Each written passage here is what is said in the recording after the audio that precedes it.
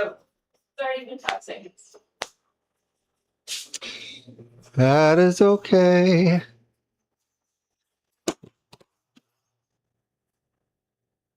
Looking at you, looking at me, looking at you, looking at me, looking at you, looking at me. Now you know how often I look at me. Now I'm looking at Leela. All right, what are we doing here? We're starting something new. We love starting new things. Because in this business, in any business, if you don't know how to try new things, you're going to suffer. And when you get really good and you kind of find your own success, you have to continue to try new things, because what happens is the world continues to turn. So if you make yourself static and stand in one place, it'll turn out from under you. So we're trying to build a building. We're building a building. Thank you all for being here. My name is Kevin. This is going to be, I think, our second update if the first one didn't get published. Did it get published?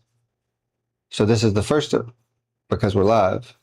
All right, this here is going to be our first update, unless we post the one that we had posted made from yesterday. But all the same, this one will do well. This one will do well just fine. We are trying this new thing, and what we've done here at Throw With The Flow Studio, my pottery studio, is we have built a lot of content during our, the past couple of years in trying to grow our social media. We had no idea how to do it. We neither one of us had really made any post or effort to learn social media. So we were coming in at our mid 40s as artists going, all right, this is a tool. Let's figure it out. This is a medium. Let's figure it out. And so we just started trying everything, trying different things and figuring out how to make it work. And that has brought us all the way up to today. And so we have a lot of content. We've made a lot of work. We've gone live. We've done demos. We've done little ASMR shares, just throwing our work and sharing our process.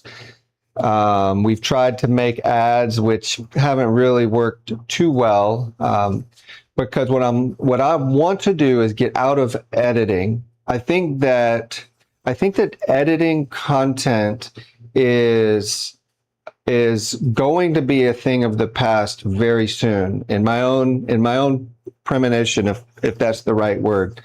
I think the future of content is just going to be live, just being out there, saying and doing what you want, and either your personal AI will be filtering your information for the world, but I think also that the world's information is going to be filtered to them, so that everyone can receive the content that they want at the speed of speech that they want, at the what type of editing they want, what type of filters they want.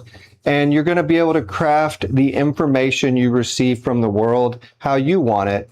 And I think a lot of that will be done, near instantaneously. And so I've been on this boat to go live for a long time. And so I've been working really hard to just kind of be myself and be comfortable with that, because if you can be comfortable going live and not try to filter who you are, then that's the golden nugget, right, for content, is you just turn the camera on and show up and say what you got to say and do what you got to do, and then grow from there. If you don't know how to talk, you'll learn how to talk. If you don't know how to read on camera, you'll learn how to read by doing it on camera.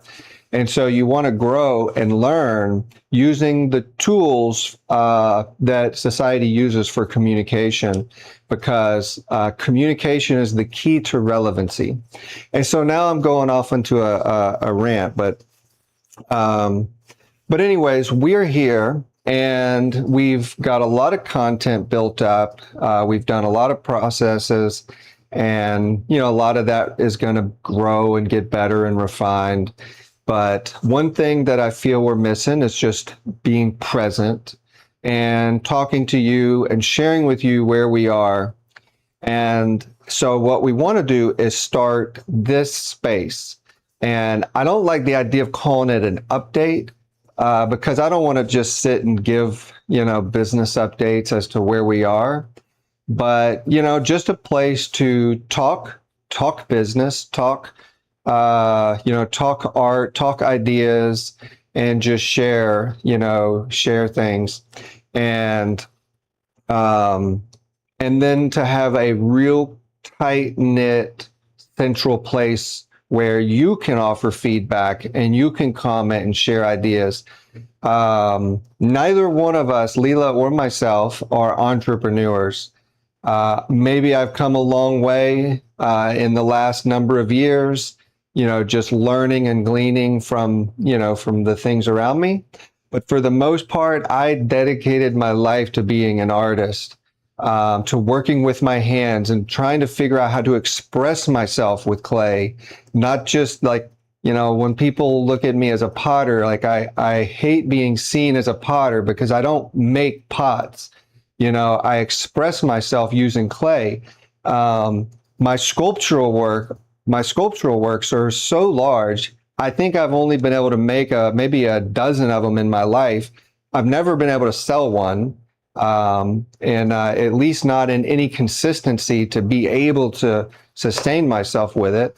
Long story. I'm not going to go down that road. I do want to go down that road soon. But, I make small sculptures. I make small expressions with clay. I make pieces with personality, and people are, and a lot of people, they can't see past that, and they want to be like, it's expensive pottery. And it's like, well, it's not expensive pottery. It's not a process that I just try to run through and I work everything difficult out. It's a life. It's an expression. It's a part of me that I want to put into a piece of clay in which it can create its own identity and its own personality and have its own thing to say. And that connection that I have to my clay is the same connection that I have with my creator. It's how I see God. When I'm sitting here making these pieces, each one of them is taken through this process with such gentleness and care and trial and error, and then put through this process to try to create its own identity. And that's what I do, and that'll come out more later as well. But yeah, I would say the word that came to mind was crafting. Like when I watch you, like that relationship, crafting.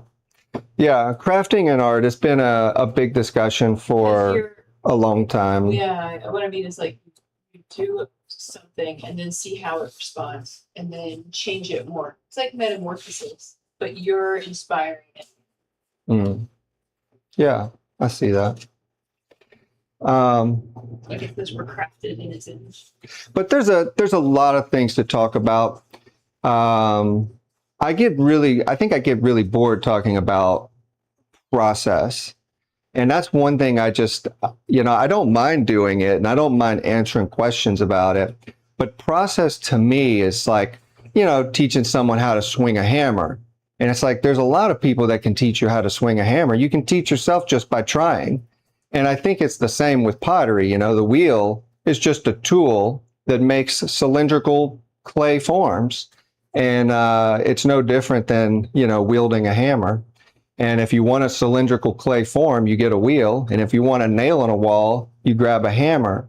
But it's what you do with that tool, it's what you make with that tool that comes from the heart. And I feel that's the place that I would really love to talk about and get comfortable enough to be able to talk about it, which has been a long journey, you know, to get to this place of maybe even scraping in. But yeah, again, I keep, you know, I easily get caught up in the rambles. So let me take a breath, because if I talk too fast, that's what happens. I want to create this space to communicate, to share my ideas, to share my thoughts, to help in art, in process, in updates, but also as a place where I can ask for help. The Bible says that there's wisdom is found in a multitude of counsel. And I go, well, what more multitude of counsel can you have than just sharing with the world and, you know, offering, you know, getting feedback from anyone willing to share. I get it that it can be dangerous, but you know, what's life if you don't live, you know, if you don't live on that edge of just giving your all. And so we're really excited to be here. We want to share from the heart. We want to share from a place of authenticity. And I don't know how we're going to theme these little things, but just to come and to be present for however long, to talk ideas, talk business, talk, you know, theory, the philosophies of art, and just to, you know, just to communicate. And that way, everyone that wants to interact can come and have a place where, you know, communicating with the world can be very focused into maybe this window, or if we make this a playlist, whatever we call it, a place where you can come, offer your input, and then we can have more heartfelt communications rather than, you know, like posting a piece and, you know, having hearts and thumbs and, you know, things that offer support to the algorithm, but not really, you know, to the heart. So anything else? Is this just a good place to stop? Or maybe I should do a little bit of an update. You did post a quick update. Kiln of Refire's almost done. That was yesterday? Yeah. Yeah, yesterday I did a little live update off of my phone. First time I really dove into that. But yeah, in our studio next door, that's where I do all my glazing and firing. I have all my chemicals over there. There's a table, and most potters would probably know what this is, but it's a table that collects all the pieces that need to be refired. Maybe they have, you know, some defects in the glazes, or, you know, or maybe they just aren't saying what they need to say yet. And it's easier to collect refires and then do one refire load, since they usually will take a very specialized kiln schedule. And so yesterday over the last week, we worked on that, collected all those pieces, worked through it, added new glazes if need be, and got that kiln loaded. So it fired yesterday. We hit temp right around 5 or 6 o'clock. There's no AC or insulation over there. It's just a tin box. So we had 90-degree weather plus here in South Mississippi. And I had my kiln running up to 2,300 degrees. And it gave us hell. And it was having some failed to heat air codes and firing too long. And I had to put my eyes on that thing every few minutes just to make sure it didn't malfunction.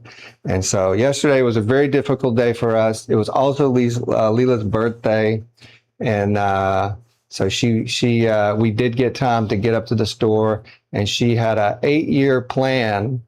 She had an 8-year desire to make a flourless chocolate cake.